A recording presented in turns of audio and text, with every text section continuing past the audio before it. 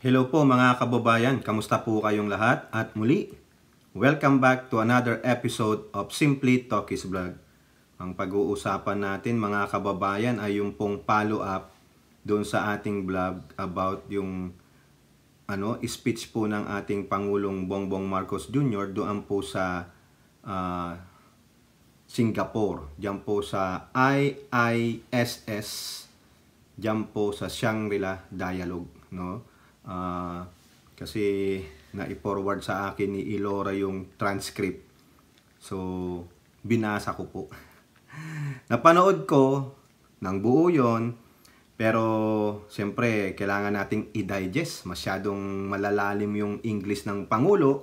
At ito nga po, nakagawa tayo ng siyam na slide. Yung parang slideshow, siyam, no? Kasi talagang pinarte-parte ko. Hopefully, hindi tayo matatagalan. Kung matatagalan man po, pasensya na po, no? So, hopefully, lahat kayo napanood nyo yan, no? Gusto ko ulit namnamin, kasi napakatalino talaga. Tulad po nung nasabi ko dun sa isa nating vlog, yung nandun tayo sa kotse, wala naman po tayo kasing pinapakitang reference dun, Ayaw ko namang anuhin kayo, no? Napakaganda po talaga ng kanyang pagkakasulat, pagkakadeliver. Talagang, yung sinasabi ko nga sa inyo, komprehensibo, no? Talagang hindi siya nag-veer sa topic, talagang naanduon po talaga.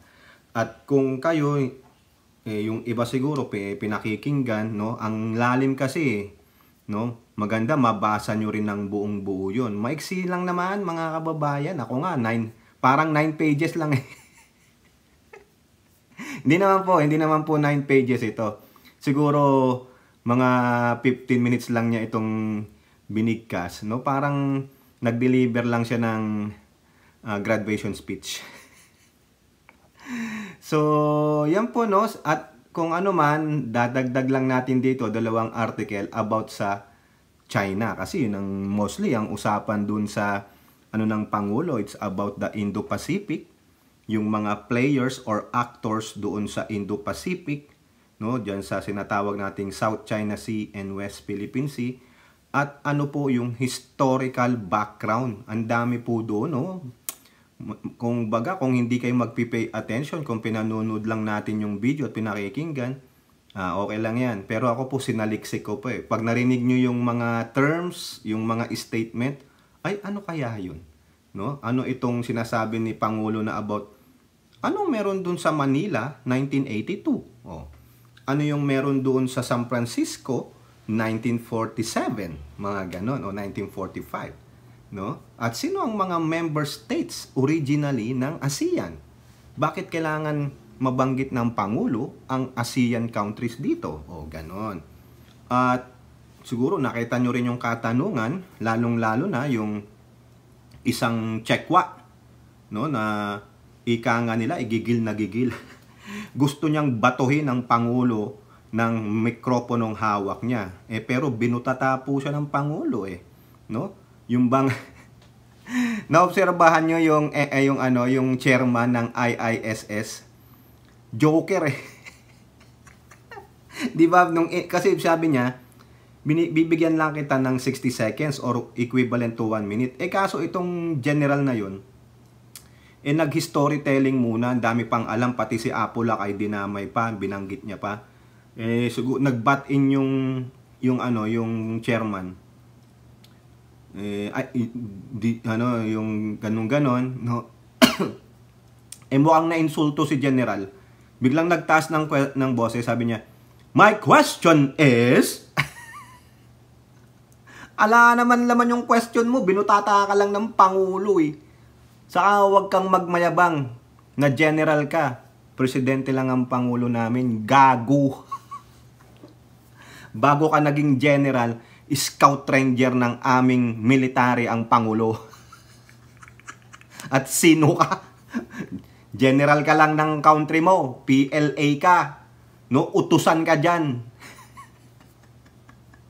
Huwag kang magpamater dahil hindi ka nagmamater, ha? Hindi ikaw ang guest of honor. Ilang masasabi natin sa gunggong na general, my question is, kala mo naman, napakatalino niya. Pinanunood ko eh. Ang sarap batukan. Pwede bang sabihin, can you just shut up and sit down? Di ba? Ang matindi yung tanong nung Irish, no? Yung about kung anong gagawin ng Pangulo, mai-invoke ba yung gano'n. Yung sinasabi nga natin, hindi ko sinasabi, binanggit ko lang yung sinabi ng Pangulo, the red line. Diba? Parang the thin red line. Yung sinabi ko doon sa previous vlog ko, nire-review lang natin. May sabi ng Pangulo, it will happen if there's something a willful act, no? Na namatay ang ating mga kababayang Pilipino dyan sa West Philippine Sea. That will be the demarcation. That will be the color that will invoke the MDT. Yan po yan, mga kababayan. No? So, yun lang, no? Nire-review natin. At sabi ko nga sa inyo, pwede pa nating i-expound ito, no? Para malaman natin talaga, maintindihan natin yung very essence ng konteksto ng sinabi ng Pangulo doon. Napakagaling talaga. No? Siyempre, Pangulo natin yung kailangan natin siyang iangat. No? At sabi nga rin po ng mga political analyst, no, kung maidadagdag natin ito, may mga nakuha po tayong videos, no? Yung mga may nagsalita po na political analyst, talagang pinraise nila, pinapurihan nila ang speech ng Pangulo. Mind nyo itong mga to malamang hindi mga Marcos advocates yan, baka mga anti-Marcos pa yan. But hindi yung pagkatao ng Pangulo, hindi yung family affiliation niya. Ang nakita nila ay yung pagtindig ng Pangulo para depensahan ang Pilipinas. No, ang ganda po Marami pa po after dun sa speech na ito ng Pangulo, yung kanyang sinabi. Ang dami na pong naglabasan ng mga news. Mukhang nalilate na po tayo kasi natabunan tayo. Mahirap pala nagbabakasyon ng mga ilang araw, mga kababayan. Pasensya naman po kasi kung nagbabakasyon tayo natatabunan tayo ng topic, nahuhuli tayo. Pero sabi nga nila, huli man ang matching. Okay pa din. Di ba? So bago po tayo magpatuloy, tayo po ay magbibigay pasalamat at pugay sa lahat ng ating channel members, followers, subscribers, nagla-like at nagsishare ng ating videos, sa mga nagbi-video replay, sa mga nagsishare ng kanilang blessings through super stickers, super chat, and super thanks. Lubos po ako nagpapasalamat sa dalawang super supporter natin na patuloy pong nagsishare ng kanilang blessings through super thanks. Nandiyan po si Miss Beth M at si Miss Andrea Jong. Maraming salamat po sa inyo at patuloy nyo pong sinusuportahan ang ating channel. No? Unti-unti na pong umaangat ang ating subscriber. Special shout out kay Kai. No? Kai na ang mga mukhang yung fruit of your labor is materializing. Nakatawid na po tayo ng threshold na 32,000 subscribers. No, sa effort nyo pong mag-promote ng ating channel, sa pag-share ng ating mga videos. No, shout out po dyan sa mga katuwang natin sa ating video premiere sa chat box. Nandyan isama na natin to kasi namimiss yata nila. Si Marie Chris Hernandez, Elora Lee, si Kai, si Tita Aurora. Sa lahat po dyan sa West Philippine Sea, sa Palawan, Zambales Norte, sa ating mga OFWs, mga modern heroes, shout out po sa inyo. Kay Aichang, Miyu, Kaluyal, Wanabet. Wanabet na lang, nawala na po yung mukhang nagbago ng profile, si Miss Wanabet, no? Si Sen Chang, si Miles Tan, si Alex Andrade, si Beth M, no? Sino pa ba? Si Mami B, Mami Peng, Mighty Baisa, Maritel T, Priscilla Acepcion, si Rebecca Lagmay, si Ilocana Cana, Carclea Hattori, Lorna Rafael, si Mama Lou Parker, Malditang Lola, Jean Jagers, si Virgie Pamposa ba yun? No? Dami nyo hindi ko na kayo maalala. Pasensya na kung hindi ko mabanggit Ninita Umali, Nilda Arceo, RN Tusens, si Mohamed, no? Sino pa ba hindi ko nababanggit? Baka may magtampo. Pasensya na po kung hindi ko na kayo mabanggit lahat, no? At nawawala yung aking notebook. Hindi ko na maalala. Dito lang po, may nakita lang po ako nagpapa-shoutout dito na nakita ko po sa comment section. Nandito po si Florendo Cabanting. Sabi niya, Sir, pa-shoutout. O, ayan po, shoutout po sa inyo and your family. God bless po, ingat po kayo. At nandito rin si Reby Lomboy. Sabi niya, Hi Mr. Tokis, hello po no. Kung nasaan man kayo, always take care and may God bless us all. So, eto na po mga kababayan. Pagpasensyahan nyo na po kung medyo mahaba po ito. I have here 9 slides, no, base doon sa transcript doon po sa speech ng ating Pangulo diyan po sa IISS sa Shangri-La diyan po sa Singapore, no. Napakaganda po nito. Pasensya na kung hahaba Ito po, ayan po yung una eh. Ito po meron po akong mga notes diyan, tinitingnan natin. Sabi niya kasi, thank you very much for your kind introduction, no. Nandiyan po binanggit niya po yung mga personalities, no. Pero gusto kong tingnan niyo yung may arrow. Ang sabi niya, ito nabanggit na natin sa isang thumbnail natin or title ng video. We Filipinos are paragons of this dream. Di ba? Ang galing. Na ano ba yung dream na sinasabi niya? Na tayo ay para sa peace, upholds the rule of law, and enable all nations to thrive in pursuit of their respective aspirations. No? Our history reflects our commitment to the values that engender amity. Tingnan nyo po Kung yon napanood nyo lang at sige, nayaan nyo lang, okay, gandang ng words na yon. Sa akin, hindi ako mapalagay. Ano ba yung engender amity na yan? Hindi naman po tayo magaling sa English. So, yan po, no? In other words, yung engender amity, engender means produce, no? Yung amity, friendship. Kung pagsasabahin natin, that produce friendship, fraternity, and sovereign equality amongst nation. Ang tindi ng among niya, no? Talagang English na English. English po yan, hindi yung American English. Kumbaga, British English ang ginamit dito. Amongst nation. Our commitment to peace and to the rule of law inheres in how we have defined our sovereign home. Talaga. Ang tindi ng mga word ng Pangulo. Inheres. Hindi ko na nakakuha yun. Kasi ang gusto kong ipunto sa inyo, yung engender amity. When we established our Commonwealth in 1935, we put together a constitution that defined our territory in accordance with the international treaties that became the basis of our archipelagic unity.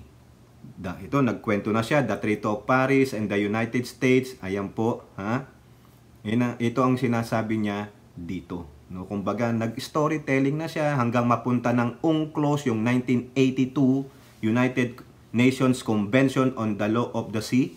The same convention also defined the limits of each state's maritime zone and defined the extent with which they could exercise sovereignty, their sovereign rights and jurisdictions over these zones.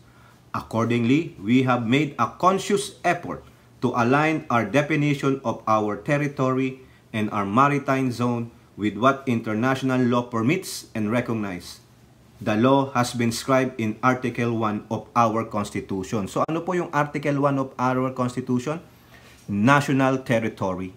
Yon, basahin nyo na lang po yun.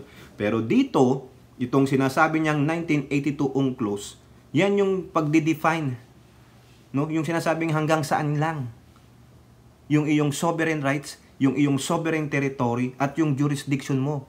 No? Tulad sa atin, meron tayong West Philippine Sea, at nandoon nakapaloob ay ang 200 nautical miles exclusive zone. Hanggang doon po tayo.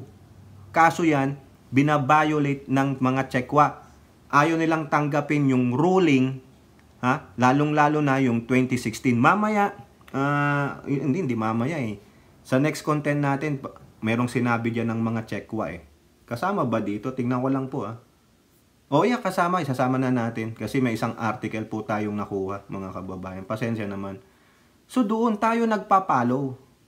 1982, Convention, 2016, arbitral ruling, no? Pero yan, hindi kinikilala ng China. Biro nyo, signatory sila dyan, ha? Sa UNCLOS.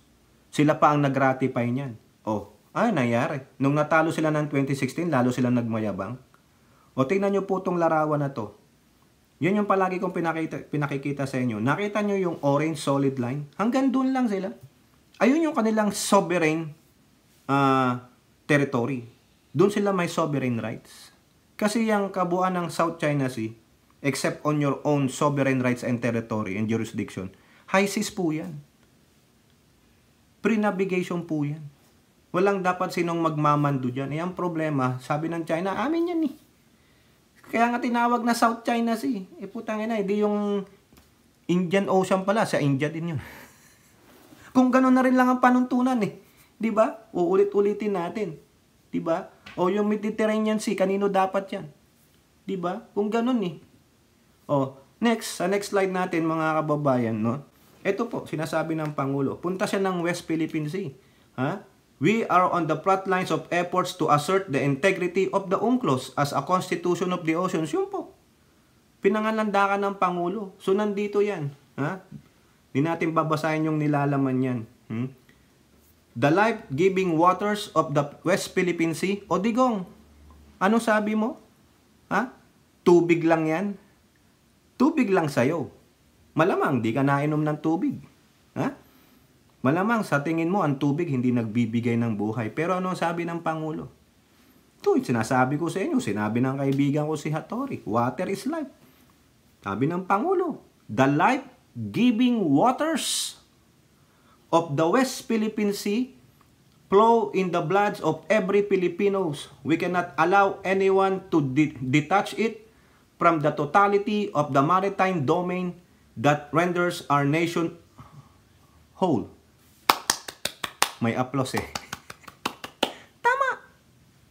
Unang-una, nakadefine yan sa ating national territory. Article 1 of the Constitution. The 1987. Di sana nung binaliwala ni Cory yung 1972? 1935? The Malolos Constitution. Tinanggalan nila yung national territory. Eh hindi. Nilagay ulit nila, binalik nila. Di ba? Oh. So therefore, sabi niya, parte yan ng aming bansa, yung West Philippine Sea. Diyan na nakatatak ang mga Pilipino. Isa yan. Kaya kahit papano, paglalaban namin yan. Ano sabi niya? As a president, eto na yun. Ito yung matindi. Yung quote card ni Elora. As a president, I have sworn to this solemn commitment from the very first day I took office. I do not intend to yield. Yan ang nakakaiyak mga kababayan. Lalo na pag yung napakinggan nyo to, may interjection. Yung interjection, maaantig yung damdamin nyo. Ayan ang Pangulo namin. Ayan din ang nakita ng mga political analysts, no, mga geopolitics expert, even though they are not ally to the Marcos administration.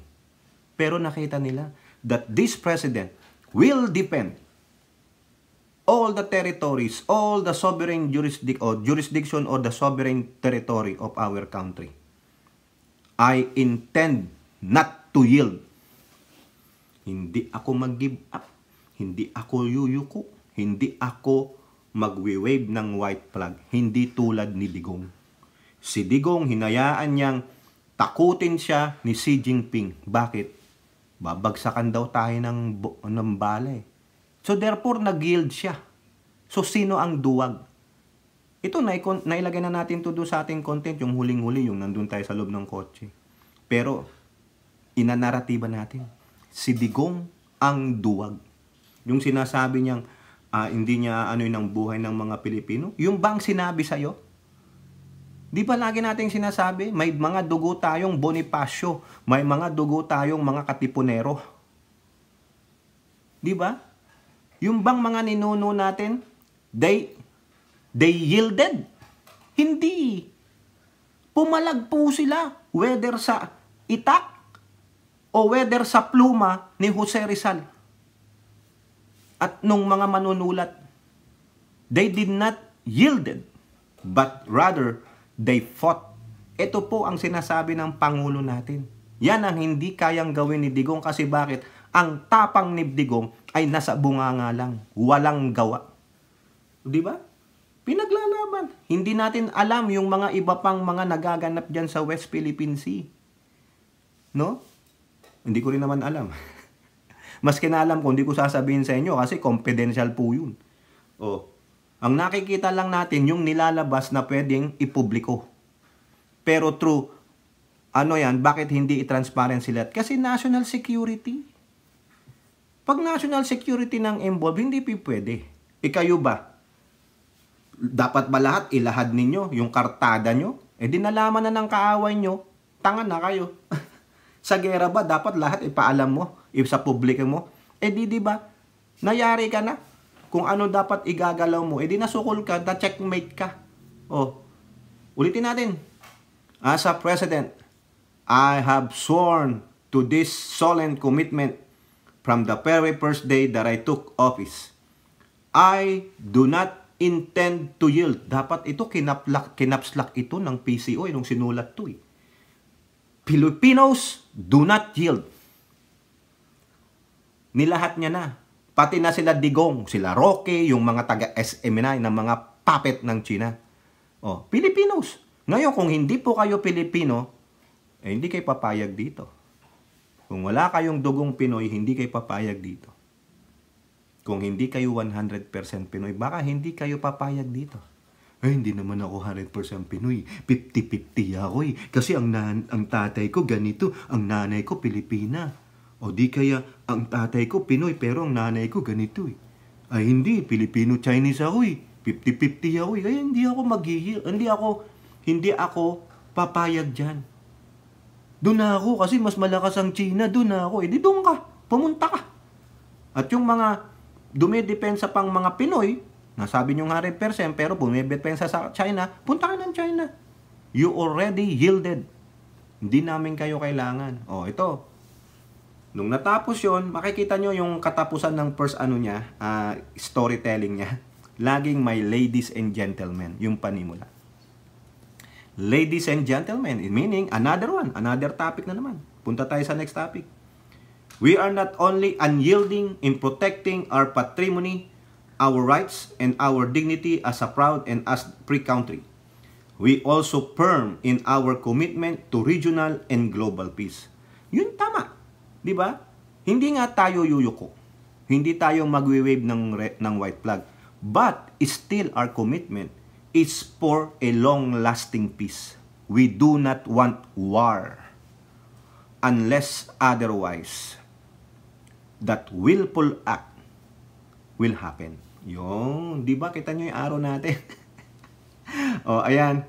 Dito lang po sinasabi niya dito, storytelling for the past 79 years. This rule base, andun pa rin yung United Nations, nandiyan po yan. When the world order was built in 1945, this is after the World War II, when all nations are now rebuilding their nations. Our forefathers vowed to make the floors of the United Nations the last battlefield. Doon pag-uusapan. Ang problema, itong higanting Chekwa ayaw. Kasi nga, ang gusto nila, yung domestic law nila will become an international law. Hindi naman pwede. Bakit magiging international law ang domestic law ninyo? Dalhin ninyo sa proper forum. Ika nga nung mga bayaran yung mga Pilipinong pro-China. Dalhin sa proper forum. And what is that? You go to the United Nations. Para lahat po ng bansa na member doon, mapakinggan kayo. At para yung domestic law ninyo, tulad nung paghuhuli nyo sa mga ganito, yung mga ganitong floating barriers, pagwa-water cannon ninyo, madinig nila. At kung sakaling tama, yung yung domestic law ninyo na maging international law, they will vote for it. They will say yay or nay. Di ba? Okay, next. Punta tayo ng number 3. Eto. In 1982, we led our global community in unanimously adopting the Manila Declaration of the Peaceful Settlement of Dispute. Ito, inunahan niya na. Ito, maibabalik niya ulit sa another statement. So, meaning dito, sa United Nations ito naganap Nagsalita po diyan ng contingent ng ating bansa, no? Yung sila pinadala ni Pangulong Apulakay, yung senyor, no? Yung ano ang posisyon ng Pilipinas dito sa dispute na naman. Laging may dispute, hindi maaalis yan. This affirm that differences amongst nations must always be solved peacefully through legal and diplomatic processes. So, ayan naman ang ginagawa natin eh. Di ba? Eh, ang China, binabasura. Walang pakialam. Today, these norms are under significant stress. Correct. Correct. Kasi nga bakit? Ayaw tanggapin eh. Iginigiit eh. Eh wala naman silang panuntunan. Talo kasi sila, bitter sila. Ulitin ko, ang basehan natin dito ay yung UNCLOS at yung 2016 arbitral ruling. Oh, ginagamitan lang po ng storytelling ng Pangulo. Pinapakita ng Pangulo that Filipinos will not yield and Filipinos will abide to what has been settled, what has been a norm to dispute, to resolve this dispute. Ano yun? United Nations. May mga nangyari na. Ayun ang sundin natin. Peaceful dialogue. Diplomatic protest tayo. Diplomatic means. Eh ayaw tanggapin eh. Diba? In the midst of these significant shifts, I see 7 realities in the Indo-Pacific. O, ayan na. Ha? Yung una, the future of a region will be determined by the nations. Yan. Second, the strategic competition between China and the United States. So, ayan, dalawang higanteng bansa nag-aaway. Sabi ng Pangulo dyan, I do not work for China. I do not work for United States. I work for the Filipino people. Hindi ako tuta ng China, hindi ako tuta ng Amerika, kundi ako ay trabahante ng sambayan ng Pilipino. Ang ipaglalabang ko ay ang interes ng bansang Pilipinas. Trabahante ako ng mga mamayang Pilipino. Ayan po yan. Parang si Digong lang. Di ba nung sinabi niya yan? Trabahante rin siya ng mga taong bayan. Di ba? Kaya, huwag mo sasabihin na, tuta ng US. Bakit? Paano mo napatunayan? Naging tuta ng US.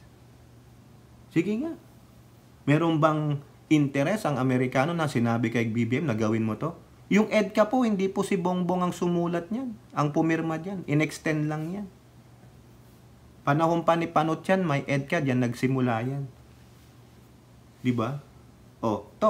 Tanong, bakit nyo matanggal ang EDCA? Di pag natanggal ang EDCA, di kawawa kami sa West Philippine Sea. Walang deterrence. Di ba? May interes ang Amerika, anuin natin, samantalahin natin. Ha? Bigay din natin yung interest natin. Ganun lang naman yan eh. Di ba? Third, the region looks to ASEAN. Ayang ASEAN nations na yan. Napakahalaga po nito. Kasi concern din dyan sa Indo-Pacific na yan, ang ASEAN countries, no? Ito, puntahan natin yung ASEAN countries na yan, ha? Ang member states niya, nabuo po itong ASEAN noong 1967, August 8. Tandaan nyo to, ha? Itong sinasabi ko sa inyo kasi mababalikan natin to mamaya. 5 lang yan sila noong 1967. Indonesia, Malaysia, Philippines, Singapore, and Thailand. Naka-headquarters po yan sa Jakarta, Indonesia. Ngayon po, base dito sa Wikipedia, 10 na po sila. Nadagdag ang Brunei, Cambodia, Laos, yung Laos, yung Laos sa atin kung banggitin, Myanmar, nandito ba ang Myanmar, ilan na yon? And Vietnam. See? Brunei, Cambodia, Laos, Myanmar, and Vietnam. Nadagdag ang 5, kaya naging 10. Pero, meron po dyan isang candidate for member state and 1 observer state. O yan. So, kumbaga gustong, may isa dito gustong magpa-member, I think is Timor. Pero observer pa rin siya hanggang ngayon. At yung Papua New Guinea, observer din sila. Diba? Ayan po ha, tandaan ninyo. Kasi mababalikan natin yan mamaya. Okay? I-involve niya ang ASEAN kasi ASEAN ang involved dyan eh. Ang gusto nung General Nagonggong na nagtanong, dapat isama ang China. Hindi pwede. Dapat ang magre-resolve ng dispute dyan ay itong ASEAN members. Ang China, sige, sinasama kayo dyan eh.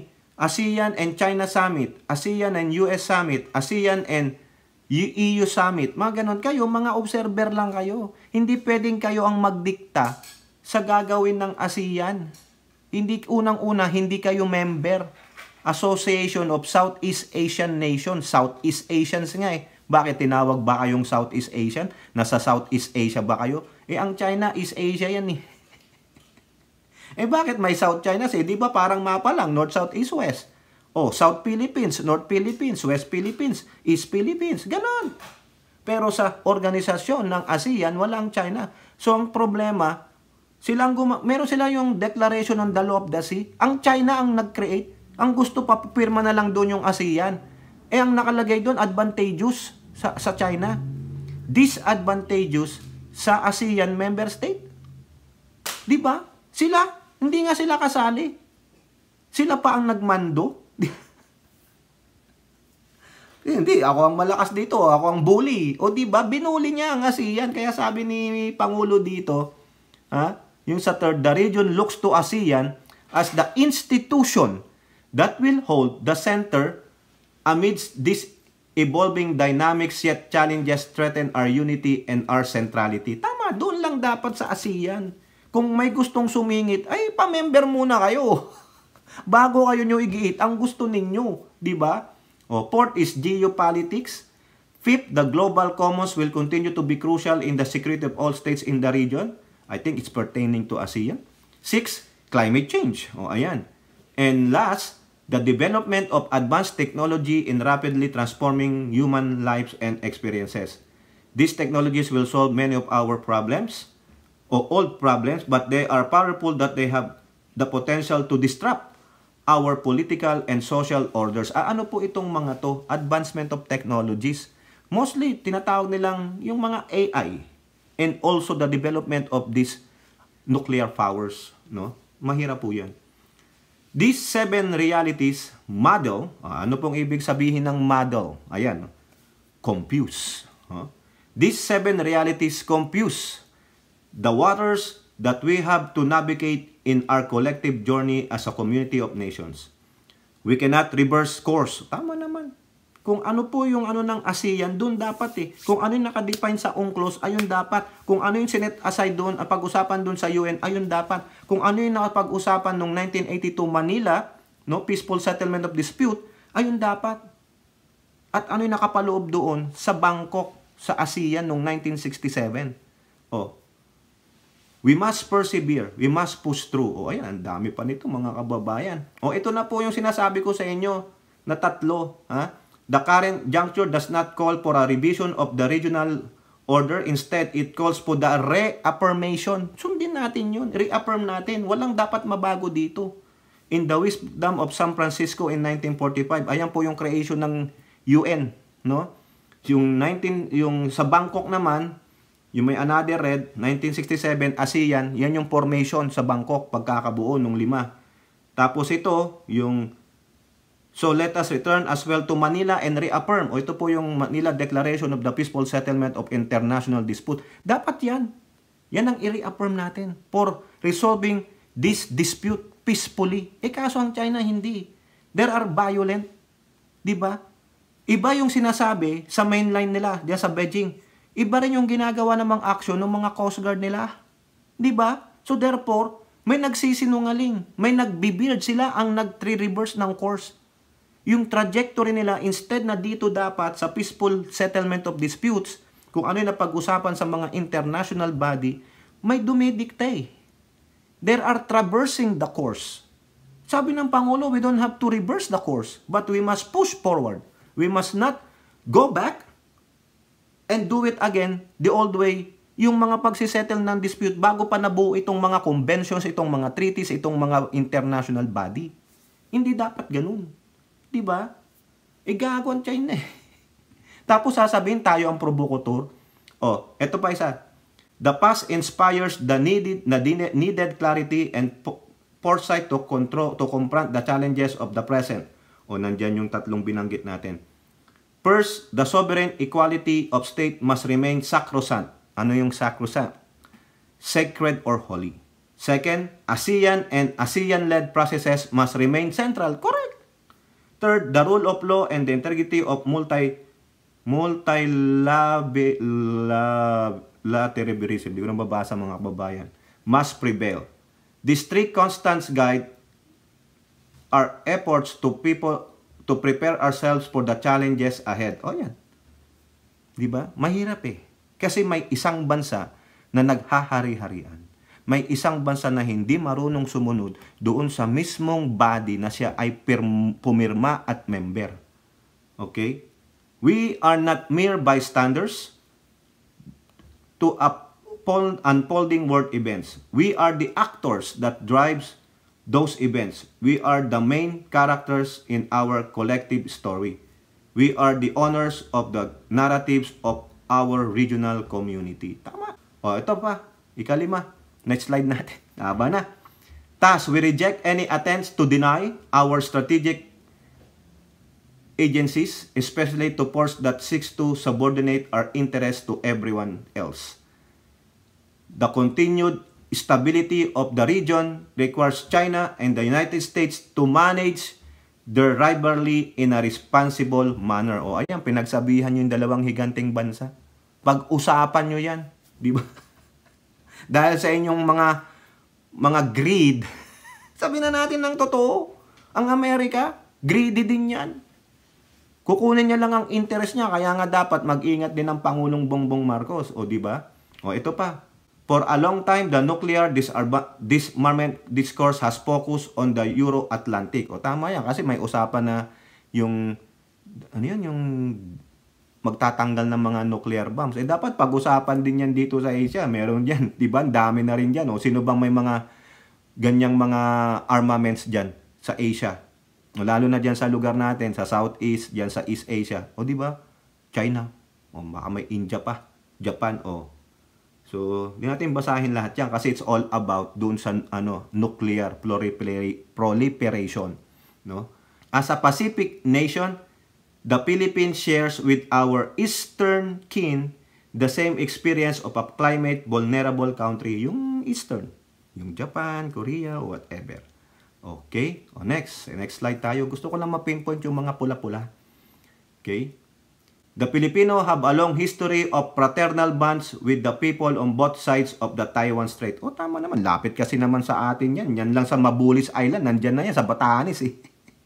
Naririnig mo na nga yung Chong Choi Lak. Aboche-check.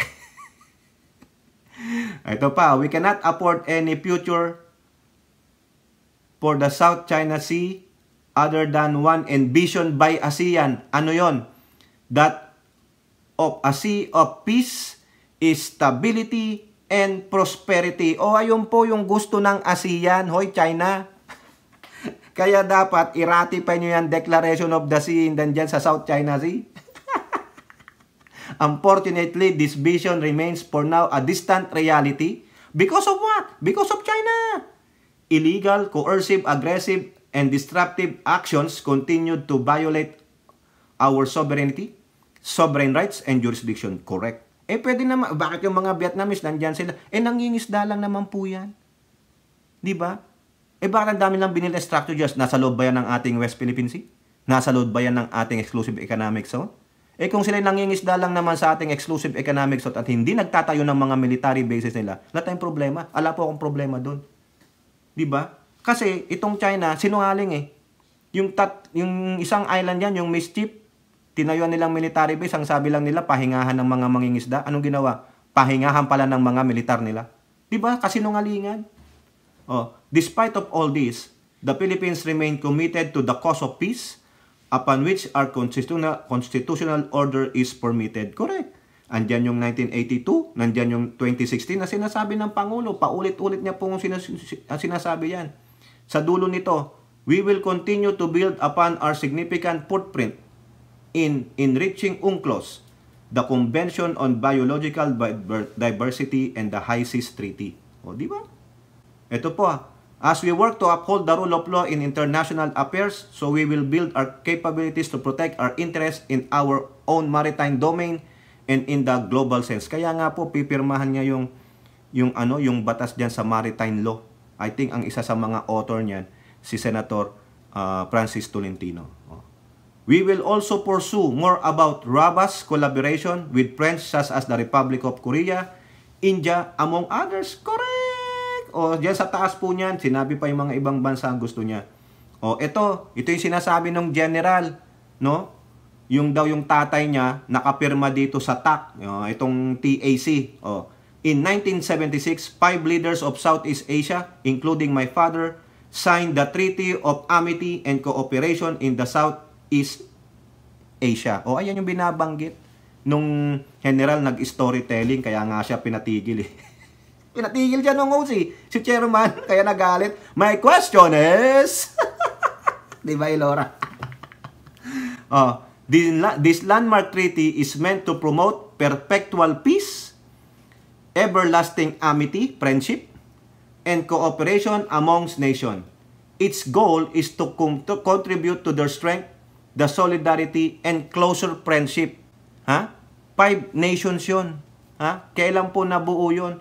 1976, Southeast Asia. Southeast Asia. 5 country, kasama po si Apulakay. Ang tanong, kasama ba China doon? Di ba? Andyan po sinasabi nilang Treaty of Amity and Cooperation, yung TAC. Ito na po yung panghuling-huli na sinasabi niya naman. Another topic, ladies and gentlemen, again. Beyond the regional horizon, we recognize the importance of upholding multilateralism. Naku, bulol po tayo. Katulad din natin si Sir Ivan, si JIL Review TV. I'm proud of the Philippines' efforts to build bridges on issue ranging from climate action to disarmament and non-proliferation, yung disarmament, non-proliferation ng nuclear mga gamit. Okay? From sustainable development to equitable global health cooperation. In all our multilateral engagement, we seek to bridge global conversions with our unique regional perspective. Yan. Tapos na topic dito yung Indo-Pacific, kasi ang mahalaga mga kababayan, walang dapat mag-control sa Indo-Pacific. That's a high seas. It should be pre-Indo-Pacific. Hindi pwedeng paghari-harian dyan ng isang bansa lang dahil sa malakas ang kanyang militar, madami siyang armaments. Ayaw mo ng groupings. Bakit ka nakipagkaibigan sa yung Russia, North Korea, whatever, di ba? Gonggong. Ito po yung huling-huli. Pasensya na, binibilisan natin kasi gusto ko lang ipunto sa inyo yung mga sa tingin ko dapat bigyan natin ng emphasis. Okay? Ito. My country has come a long way in our painstaking, often difficult, but steady journey towards the fulfillment of our people's aspiration.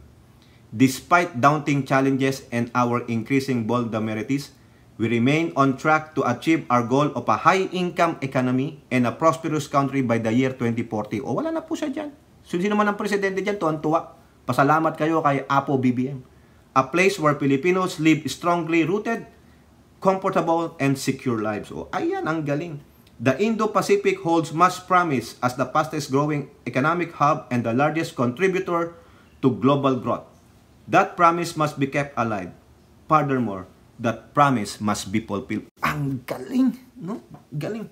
Paano mapupulfill itong promise and patuloy na mabubuhay kung may co-control? Ganyan ang communist gustong kontrolin lahat. Hindi pwede. No? Walang pwedeng magsupil, walang pwedeng maghari-harian na isang bansa. Tapos na po tayo doon. Nangyari na yan noong World War II at hindi pinayagan ng mga pre-thinkers. Diba? Tapos na tayo dyan. Dapat ngayon, peace tayo. Paunlarin nyo ang bawat bansa ninyo para makinabang naman ang mga mamayan ninyo. Hindi pwedeng pagharian ng isa o dalawang bansa ang buong mundo. Hindi pwede. This is the reason why we strive for stability, for security, and for peace. Ayan.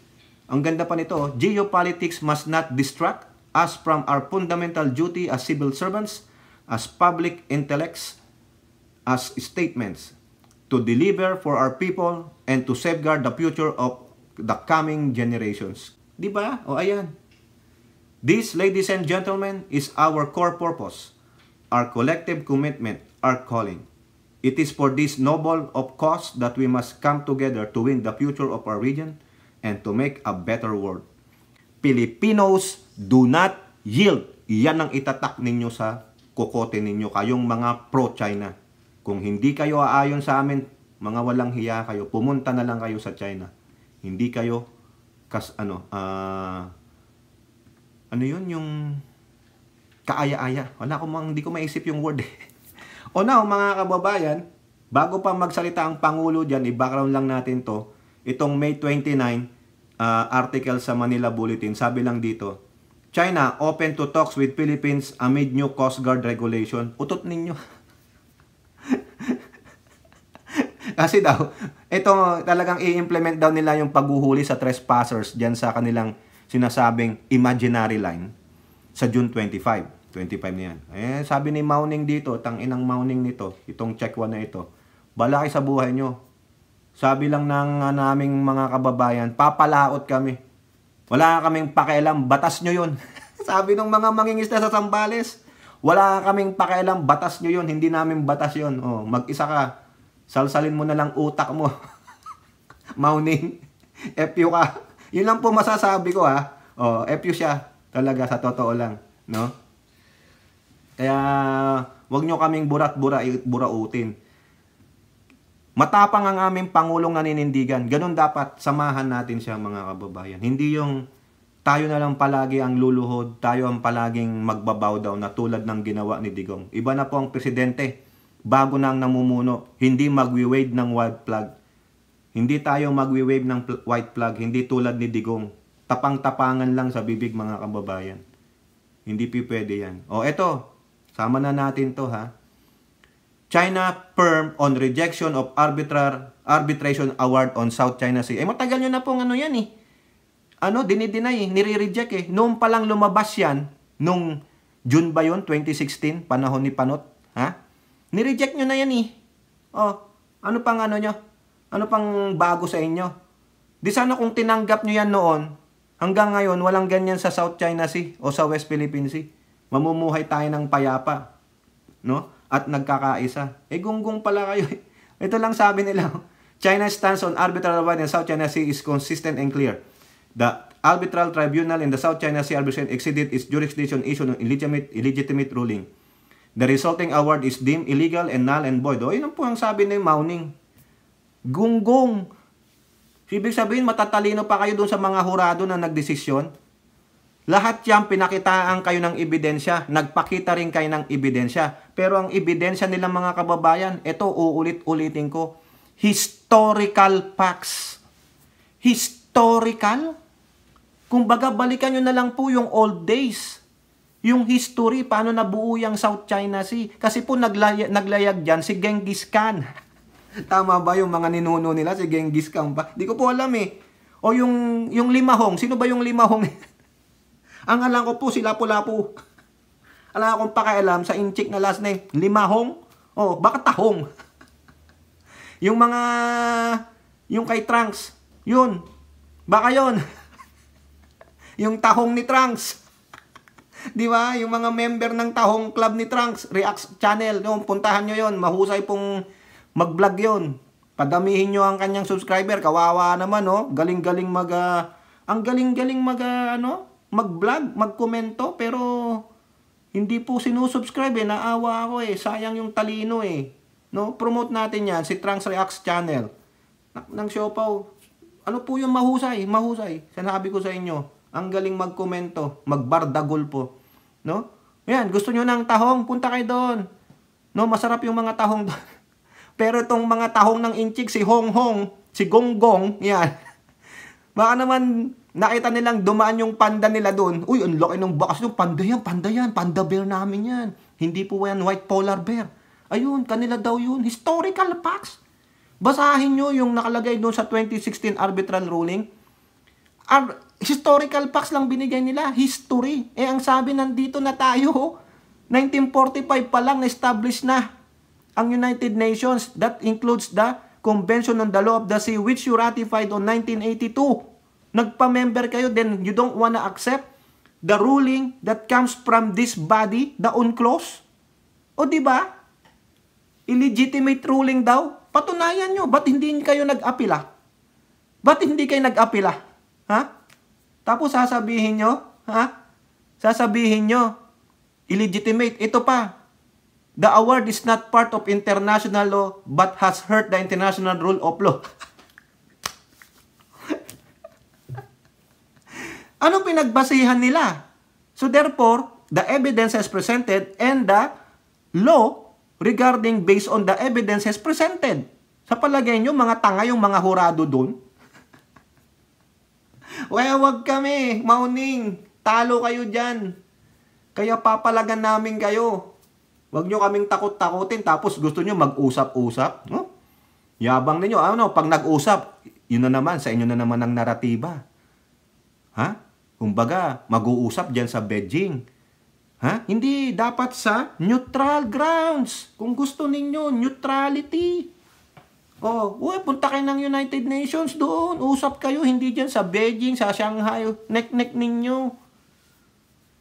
Diba? Ang tatapang ninyo eh. Nakakabisit kayo eh. Hindi. Sabi ng presidente, mga kababayan, mga mangingisdang kababayan sa Zambales, Palawan at dyan sa norte. No? Sinabi ng Pangulo, I do not intend to yield.